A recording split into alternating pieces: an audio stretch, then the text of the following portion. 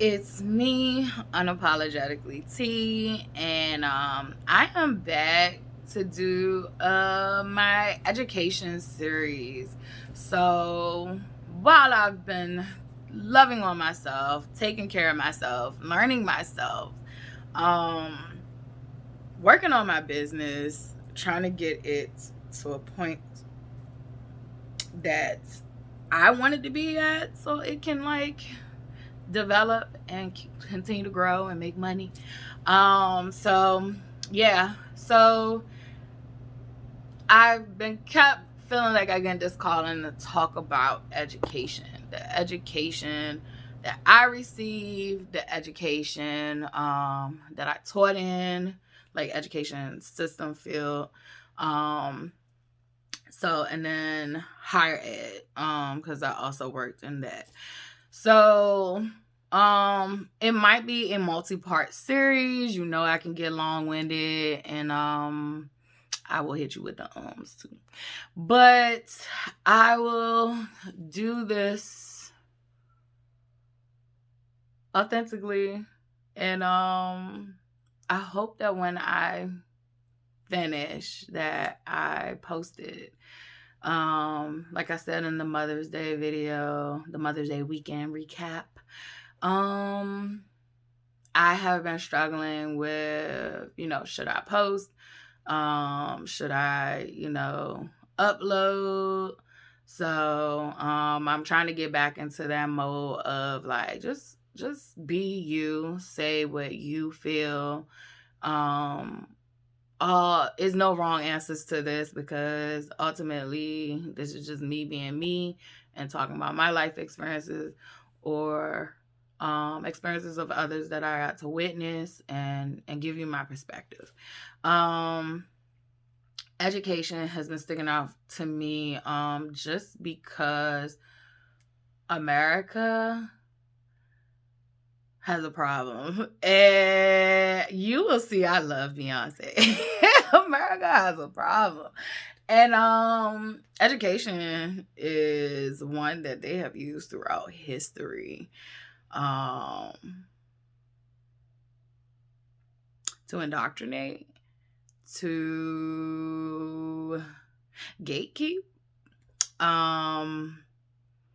to let's see, brainwash, keep people still enslaved, still as slaves. So yeah, let's get started. So I grew up with public education, period, point blank, inner city public education. I just want to say that when Kendrick Lamar be like in this song, his expertise checked out in second grade. I feel like my expertise in school never hit like a maximization until college. Period, point blank. Like, my foundations of education was number one through my mom. My mom set my foundation for education. My stepdad furthered that foundation, and my stepdad was college educated. My mother wasn't. My mother was a high school dropout, and she did have like certifications and stuff like that, but she did not get her GED until later on in life, after she had me. So, and I think back then it was easier to navigate things and get certain places by just saying, yes, I have it. Most places did not check, and things could happen if you needed them to. So people wasn't as sticklers as they are now. So my mom was like my first memories of education, my ABCs, 1, 2, 3s, writing. Like she would do those little those dark dots. Like she didn't even buy the book. I remember like just having that handwriting paper. I don't forgot what you call it, but we had the handwriting paper, and she taught me by making dots, and I would trace my name, so I like knew how to spell my name. first, middle, and last at an early age. Just a lot. Like, and this was before YouTube, where you could put your child in front of YouTube and they put some educational videos on. This was her actively teaching me stuff. And then I will also say, like, PBS coming through with the educational programs, like Reading Rainbow. What's some other ones? I used to watch, like, people don't think Bob Ross is educational, and you will see, like, my little tribute to him.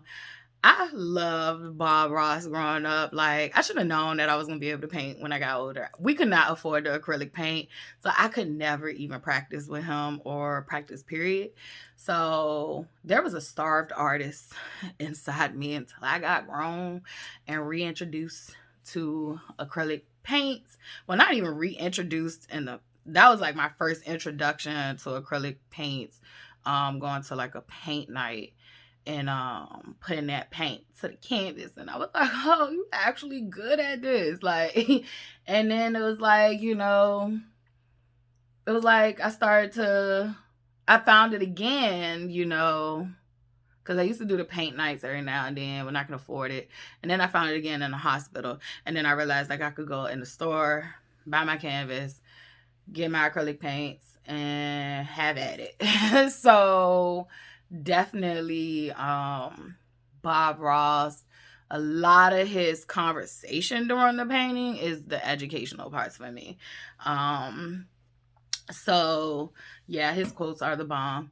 And Mr.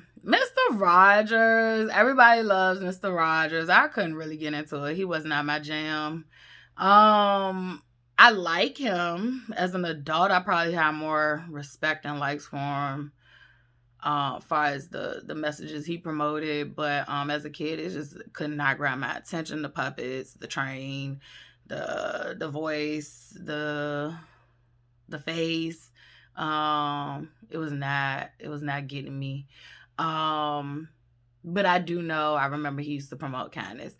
Barney, my brother picked on me to the point I don't even like Barney no more. But I used to love Barney. And if you've been paying attention to me, I am such a lover. I'm such a lover, and that's why I loved Barney. But my brother picked on me so bad, even before I could get to school. Like, I was just like, you know what, Barney, I've outgrown you. You're heavy on the love, and this world does not want it. So I had to let Barney go because other people, did not think I should be watching him. But my brother won't shit, but he was a kid himself. So, and I think he probably got picked on. Probably he like Barney him damn self. Shit, my mama bought him a Care Bear. You had some love in you too. And I have, I think like one of his Care Bears, it got handed down to me. Oh my God, I love that damn Care Bear. Oh my gosh, who remember Care Bears? Like, another, like, I'm a loving person. I loved the shit out of those bears when I was little. This is nostalgic right now. But yeah, this is all about education, but like Reading Rainbow was my favorite. So those are some like the old ones. There's some other ones I can't remember as far as like TV, because we didn't have cable consistently growing up. So it was a lot of like regular TV. And I grew up watching X-Files too. I grew up watching, I was not monitored in what I could watch. So I grew up watching adult stuff. Hence probably why I had like I guess another way of thinking about things, because I watched adult content at a young age as well. And if you watch the X-Files, then you know that is a conspiracy thinking. Not even conspiracy thinking, because I'm tired of that. Conspiracy just mean to think. So if you conspiring, you're thinking or talking with someone. So that's all. But So yeah, the X-Files, definitely watching those strange cases and government cover-ups at a young age. Yeah, my mom used to love that. She used to love a lot of different shows too. Like, I'm a Heat of the Night type of gal, Perry Mason, Murder She Wrote, like a lot of those old classics. I love it. It was a point in time where I thought I was gonna be a detective too, but that was like maybe middle school, high school. I was like, maybe I should be a detective or a state trooper or something like that because I like to investigate shit. So yeah, I'm just thinking, but I've digressed. So my first foundation was at home. I always had things at home to occupy my mind. I grew up around plenty of books. Like, we had bookcases, like downstairs, upstairs. Like, I had a bookcase or a place to put my books. I had plenty of toys. I even remember, like, I had a doll that gave birth. So, like, my mom was like very very, very, very, very big on education, but not in this like strict way. So there was never like this extreme pressure, but it definitely was reiterated that education was important. And there was plenty of resources in my household to do what I need to do. Unlike her situation, which I think I talked about a little bit in prior video about how poor she grew up. And so yeah, like, my favorite thing to do was back to school shopping. And hear me out. As a child, it was never about the shoes and clothes. And like, even as an adult, I could give shits about the shoes and the clothes. Like, I'm a plain Jane when it comes to clothing. So for me, it was the Crayola crayons, the pencils with the T. I cannot pronounce that word. The pencils with the T. Or it was this other pencil that was like more on this like flexible like side, and it had like the black. Like when you would sharpen the pencil, it would come off like black. Instead of being like that, the more like woody side. But like, yes, so I know pencils and like which ones was the best. And like, I just wanted all the works when it came to the school supplies, and I wanted the name brand stuff. So like, kids went clothes and shoes shopping. Like, I'm like, Ma, let's go to Family Dollar. We can get these jellies. We can get these Bobos. Like, but what I need us to do, like, we not doing rose art. Like, who the fuck wants rose art? Like, I don't want rose art. Like, that shit, it don't even color right. And it's like, so I had my Crayola crayons, my Crayola markers. Like, who wants rose art markers? Like, the color pigment's not right. It's just rose art. I'm sorry. Not even for the poor kids. I'm sorry. Just give it up. Just stop. I hope you have stopped, because I don't like it. Now, maybe you've gotten better, but when I was growing up, it was complete wax that did not connect with the paper. It did not go into the paper right. So my thing was always school supplies. You could go to Family Dollar and give me some light up shit for real. Like, I don't care. Like, but the school supplies, I need the metallic crayons. Like, I need them new latest crayons that's out. Like, I need the paper. No, the paper was fine. I didn't care about the paper. But the pencils, pens, markers, highlighters, anything you could think of. I am still an office supply and stationery person. My sisters and friends will tell you, like, I keep school supplies in this house. Like, if somebody's child don't have school supplies, like, and they let me know they don't got school supplies, like, baby, I got you. Like, I have more than enough for you and maybe like 10 other kids. And that's something that I used to do in the past, was like, I literally during the tax-free season or during sales would go out and buy tablets, paper, pencils, crayons, all the things you could think of that you need. And I would go out and buy that and donate it to schools or kids that I knew that needed it. So, because I just have this, it's an addiction. I have addiction for crafting materials and office supplies. I don't know. That's my vice. Everybody had their vices. That is one of my vices. I have a problem.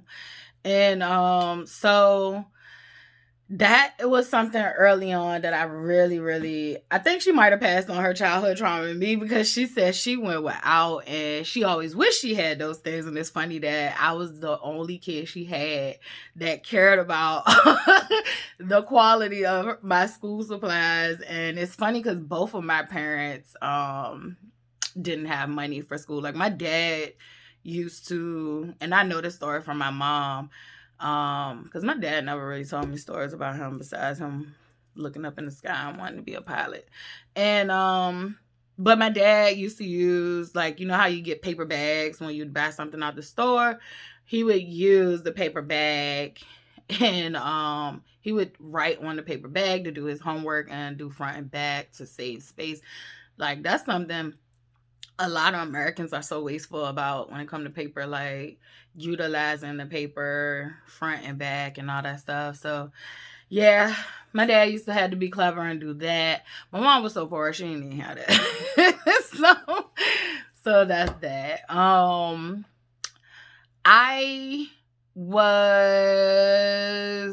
So my mom signed me up for Head Start. So I was probably about like 4, maybe 3 or 4. I can't remember what's the exact age, but it was very, very young. I know I don't even think I had my accident by then, or I could have, but I think I did, because I think by the time the accident happened, I was school age. So, but we did Head Start. Head Start was like, I think kind of a fairly new program. A fairly newer program. I tested in. So back then you had to take a test to get in. So I had to take a test. I do remember that. I do remember even one of the things was like, draw a stick figure. And it was like, woo. And I was like, it's a fucking stick figure. And I know another one was like, write your full name and stuff like that. So, but I got in, so I did the program, and I did that. Then I went to, and I remember that was more, Head Start was more like play than it was like super big online. It reminded me of like Montessori school. And so there was like some level of learning, but it wasn't like shoved down our throat. It was like, all right, well, you got, time to play in the kitchen, and you got time to, if you want to work on your ABCs and your 1, 2, 3s. And it was like, I already knew that. So like I did a lot of play. So, but the play is I feel like kids do learn through play. So, it was cool. Then there was, kindergarten. I went to the same elementary school all the way up, to graduation. So like I graduated 5th grade. I will say this, when I was in elementary school, by the time I was in kindergarten, I've been told so much that I was smart about all adults. I never believed it. I was like, what are you talking about? Like, I'm just a kid. I am a regular kid. Like, what are you talking about? I'm no smarter than no one else. And that's how I felt as a kid. Like, what do you mean? It never like went to my head that I was smart. However, I will say this. I was annoying as fuck. I am that person that would always respond, whether like I was right or wrong. And it was just because I was excited about learning. And so I was that student that like I was gonna try to, help you with your engagement. However, I guess that could get annoying because it's like give somebody else a chance. And but that never came from me feeling like I was smart or know it all. It was more of, it was an excitement. And I've had kids like that, and when I see it I chuckle, because I was like, look at little her. And but yeah, it's definitely an excitement. And I think once you get reprimanded on that, like I remember getting reprimanded on that, and it broke my spirit. It was like, oh, well, you don't want me to ask questions. you know, like, and I think when that happened, I was a kid that was a teacher's pet too, probably up until like, I think maybe up until like after first grade, I wasn't. Then I wasn't the teacher's pet, and then maybe third grade again, because I had the same first grade teacher, and I love her to this day. I hope she's still alive, and if she isn't, like, God bless her and her family and rest her soul, because she was a sweetheart. But what my point is that when I started to get reprimanded for my excitement, I definitely started to like check out and become more of, you know, a kid in a body in a seat, and then just be quiet. Like, you know, I'll just be quiet, all that stuff. So I definitely feel like I started to shut down with school. School was easy to me. Like, I could do the bare minimum and still be okay in school. So, like, I did the bare minimum and was an honor roll student or a scholar roll student sometimes. So, I definitely also used to feel defeated, like I was never picked for space. It was weird. Like, I used to have the grades, and I was never chosen, though. I was never chosen for space. It was whack. But, like, I was just never chosen for a lot of different programs. And then there were some programs I was chosen for. Like, I remember when BCU came to our school, and we didn't dissect it, but we looked at like a cow's brain. No, I think it was a cow's heart, a sheep's brain. It was something, and it was these different body parts from animals, and it was a really cool experience, and I never forgot that. But I would say I probably had my most fun and educational foundation besides my mom in elementary school. By the time I was in maybe second grade, SOLs had started to come up. Teachers was like, oh, it's this new test, and you're not graded for it. It just wants to see, you know, how much you know, all that stuff. I hated tests. I hated tests growing up. Anxiety used to go out the roof with tests. I did not learn how to overcome test taking until I had teachers that taught me test taking skills and strategies, and then that's when I learned it's not that I didn't know the information, is that I didn't understand the questions. And it's just it's as simple as that. Like, the wording of the question, I would say I was not interested in the questions also. I could not identify with those questions. That is a huge problem for Black and brown students in America. We'll get there. So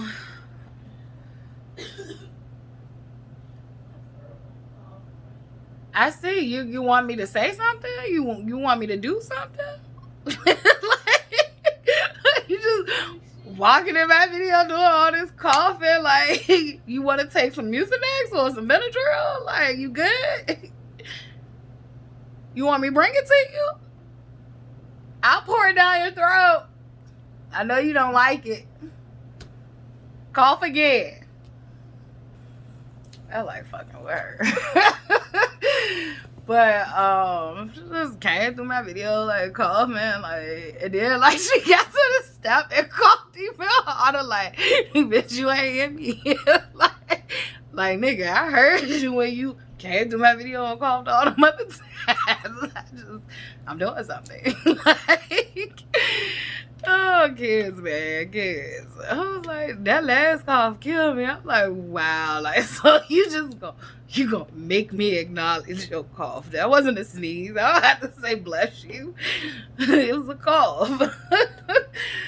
Oh, man. And then she don't never want to take the medicine. It's like, you know you have allergy problems. I know I went out the other day and I had to come home and immediately take a shower. Like my eyes started running, like both eyes started just running for no reason. Throat started getting like itchy. I was just like, you know what? And I was gonna take me a nice long little walk with my dog. After I took the pictures in the park, I couldn't do it. But back to regular schedule education. So elementary school, I would say I feel like elementary school I had a decent good education. I remember my second grade teacher, Miss Copeland. Oh my gosh, I remember her elephants. A lot of deltas I think imprinted on me. I think she was a delta because she used to have like a lot of elephants. And like she was the one who taught me about elephants. Elephants was like one of my favorite animals, and it still is to this day, because like she just taught us a lot about elephants and their memory, and it's just like really cool. And I remember with her, she used to have these reading groups, and the reading groups used to be fun and engaging. She used to also like bring multiculturalism to our classroom, and she was black, like, but like we would all get a country, and we had to do a project on it, and you'd come to the class and teach, you know, the other classmates about that country, and then you'd also be responsible for bringing in a dish. You'd make something like craft wise of that country. Like it was just cool. I think I did Great Wall of China and Chinese food. I don't know how it was, but I definitely just remember that being like this fun, rememberable experience. I also think like I said, her reading groups, that's one of the things I remember her for, like cultivating reading in me. Like I read anyway, like that's what I did on my pastime at home. I read all the time. Like when I was bored, I would go pick up a book and read. And or I used to have like this trivia decks. I bought them for Charlotte too. She never used them like I did. I used to be so bored. I would be in there asking myself the questions, covering up the answer, to the point like I knew the answer to the whole deck after a year, and I just tested my knowledge after that. And it wasn't like this this remote memory. It was like I actually was like learning these things, because they were like fun facts or historical facts. I am poor with dates, but history wise, context wise, I'm great. But the dates I'm not. The names I'm not. That's great. So yeah. I definitely think elementary school I got a decent education. I would say that I would let my child go experience inner city elementary school, based on my experience with the education. Now, when we're talking about middle and high school, it's scary for me. Scary for me. So middle school, elementary school, I had some fights and some problems with students, but middle school was different. I went to, so my elementary school was like Green Elementary, which is Southside. All my education was in Southside until I got to high school. So I went to Bouchard 6th and 7th grade. Yeah. When I say that experience was like jail, I felt like I was being prepared for jail. It was depressing to go to school. I started to like, that's when, you know, like kids be playing sick and shit. Like I started to play sick to go to school. Like when I was in elementary school, like I loved going to school. It was like a routine. It was something to do. It was better to sit at home. I mean, better to be at school than to be sitting at home. Middle school, that was some moments where I was just like, you know, I'd rather be, and this is during class, because I will say after school activities, it was fun. Usually after school, like it was a group of students who, you know, wanted to do extra in life. So it was okay. So I loved the after school stuff they had, but the during school days, when you got the bulk of everyone, just to start out, the routine of the day was we got off the buses, we stood outside in blistering heat or like shivering cold, below freezing sometimes, and we stood outside and we formed lines and we individually all got checked, one down, because people were bringing weapons to school. Dogs would be there sometimes, so like there was pop-up visits where there was dogs in the mornings, or even while we were in class, like the police would come in there with dogs. Like I literally felt like I was in fucking jail. We literally had a program at the school that was like beyond scared straight. Like no fucking lie. Like it was like beyond scared straight. One thing I was chosen for once I graduated elementary school, I guess because of my grades, I was put in honors classes. So I wasn't in classes with like everybody else. I was in classes with everybody else that was deemed smart, because I feel like everybody is smart. It's just you have to figure out how to reach them. And then some people do have like different processing skills, but that doesn't mean that they're not intelligent. So I definitely just felt like I was in jail. So when we did the Beyond Scared Straight, like talk about traumatizing, talk about for years, it was like, baby, I can't do jail. Like I can't do jail. Like we literally went into jail. They literally make it like the most worst experience, even though it's already a fucking worst experience. Like they exaggerate the worst of the worst. And I remember we went to one part of the jail, and that was supposed to be like the roughest people, like the killers and all that stuff. And I remember he was like, yeah, I'm in here for raping little girls like you. And we was like, and it was like, hold on, chill. This is the good kids. This is the good kids. And I was like, just sitting there like a nigga, I'm appalled. Like, I'm just sitting here like, what in the fuck is this? And we had people that saw family members in there. Like, one girl, when he said that, like, it triggered her. She started crying because she had been sexually abused. And I remember us consoling her. Like, traumatic experiences with school and education, yes. We were in middle school. I remember our sex ed. Like, I took teen living, which I'm so happy I did. I learned how to sew in teen living. Even though, like, my mom, she sewed and stuff like that. We didn't have a sewing machine in the house. Like I learned how to sew with my mom through just hand sewing. But teen living I got to learn with actual machine. And so that was dope and fun. And cooking, I learned how to cook certain stuff in teen living. And teen living get a bad rap, like, oh, it's for homemakers. Like, it is for people who need life skills. Like this is like life skill shit. Like they should call it life skill class. Like they should stop labeling stuff as people being homemakers. Because I know it gets a lot of stigma about like, oh, these are for the girls who wants to be parents. And like typically they chose people who they felt like were going to get pregnant. They put them in that class. And I was like, I picked that class. Like I wanted that class. That class sounded fun. So, and I loved the teacher. Art was dope. I feel like all my electives was like great. Band. I told y'all I was a band geek. Band. I loved band. I got in a fight in a band too. That was from a boy. He was touching me. So like he liked me, which wasn't an issue. However, like he took it too far and was touching me. And I had a reaction to that and I got into trouble. And then my parents had to come to the school because they were trying to suspend me for fighting him. But yet they didn't know I was being sexually harassed. Like he literally touched me on my butt and it was not, I didn't want it. And it just was like, it was cringe for me. And I did not think twice. I knocked shit out of him and he got mad and we started fighting. So yeah, that's happened.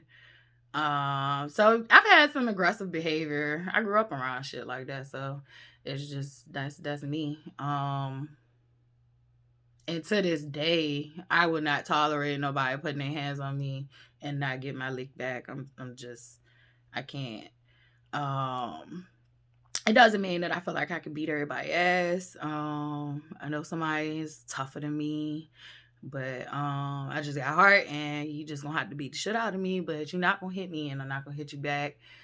That's why I think like a lot of the stuff that I dealt with Dante like was confusion, because it was like, we both have done stuff. But I remember one time like he threw food at me because he was mad and we was having a heated conversation. It was like, bitch, I know you didn't just throw. I don't give a fuck what you do. Like, don't touch me. Don't throw nothing at me. Like, and he was a big nigga. Like, he was big, and like I went toe to toe with him. Like, that was a thing. Like, that was crazy. But and I never told my family. Like, I had to keep stuff like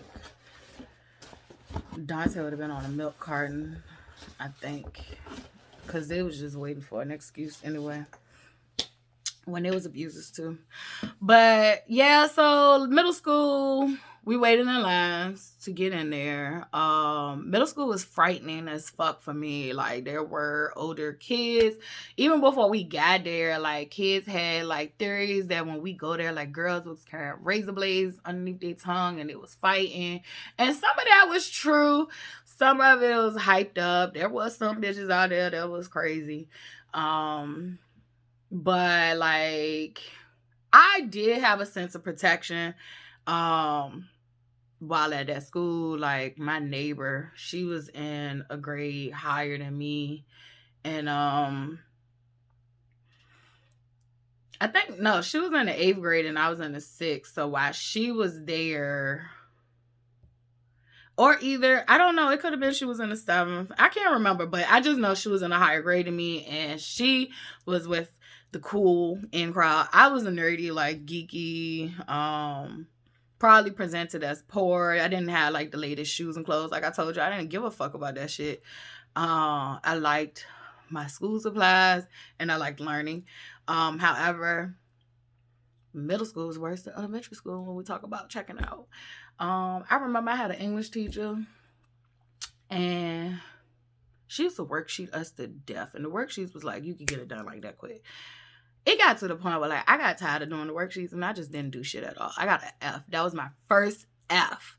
And my parents knew something was wrong, because like that's just not like baby girl can do nothing and bring home an A. And I got an F in that class. And they had a conference, and I just basically told her to her face, like, I don't feel challenged. Like, you get us to read out the book, we do a worksheet, and then I'm done, and I'm looking around and I don't know what to do. So I started skipping her class. I started not doing her work. Like, I just did not care. Like, that's when I had already knew a girl. Her name was Grace, because I don't even know if anybody will remember her being tied to me. But I had met her, but I knew her in elementary school. But I had met her. She taught me how to skip. I had started following her and just doing stupid shit. And like, I just did not care. Like, I feel like when they say an idle mind is the devil's workshop, like, that is so much the truth. But she taught me how to have fun, because I was like this nerdy kid that followed rules, and basically Grace said, fuck them rules. Like, and yeah, so like I definitely would get caught sometimes and have to go, like, they call in-school suspension choices there. So we had in-school suspension where you would get pulled out of class and you go into this trailer and you would sit there, and literally like half the time you wasn't even sent with work.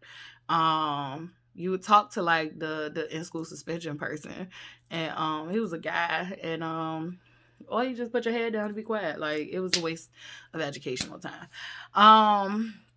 But not once did a school counselor have a conversation with me, nothing like that. I felt like 6th grade, I loved my science teacher. She passed away of cancer. I cannot remember her name right now, but she was awesome. I loved her class. I remember my English teacher, was it Miss Ote? My history teacher, I forgot. Was her name Dana? Oh, I can't remember her last name. I don't know. I'm thinking about her first name, but I can't remember her last name. And but I loved her. Like, I learned history in that class. And I remember doing this project on Ella Fitzgerald during the Renaissance period. So that was dope. Um and I thought it was dope that she wanted to make sure ISs knew the 50 states and its capitals. I thought that was cool. Which, that's stuff I used to do at home as a kid. Like, I used to have like a state map, and it was like a puzzle, and so it was something cool to revisit. Um but yeah, it was subpar. Like, it was like, that's when you started to get, because I feel like in elementary school you get one teacher, so that teacher is great. When you get to middle school, you have all these different teachers, and it's like, you're gonna put forth effort in some people classes because they're teaching you stuff, and then there's other teachers that don't give a shit, and you just know they don't give a shit, so you don't give a shit. And so I kept going through that, like, that cycle, and then it just got to a point where, like, I just got purely lazy. Like, so elementary school I was already lazy, because there was like no great grand challenge.